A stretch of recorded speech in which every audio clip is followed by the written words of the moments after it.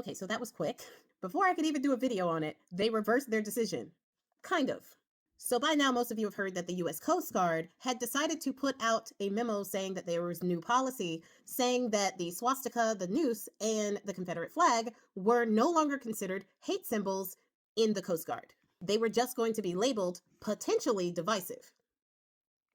For anybody that doesn't know the history of those three things, divisive is like the understatement of the year.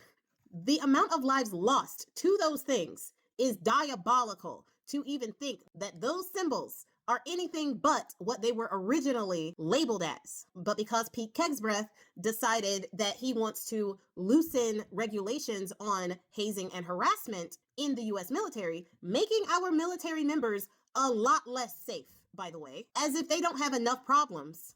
Now they have to contend with not being able to deal with harassment and hazing from other military members. Because they were trying to adhere with this new policy from Kegsbreath, the Coast Guard got rid of those three symbols as hate symbols and put them as potentially divisive.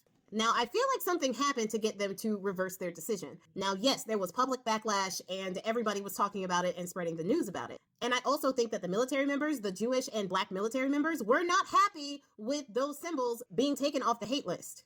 But I don't think they cared too much about what Black people had to say. I think they got a call from those AIPAC donors over there in that region over there. And the people over there in that region was like, swastikas? Do you know your history?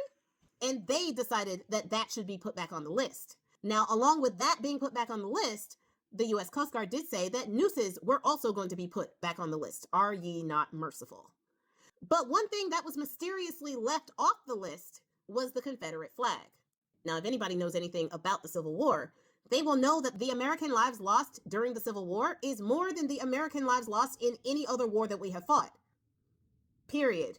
So for them not to add that back on there when that is literally a traitorous flag, I think they're still trying to send a message. Message received. But even with all of that, I still can't get over the fact that I think that this was a distraction. And if so, they failed on that account. My eyes are still looking for those E-Man files.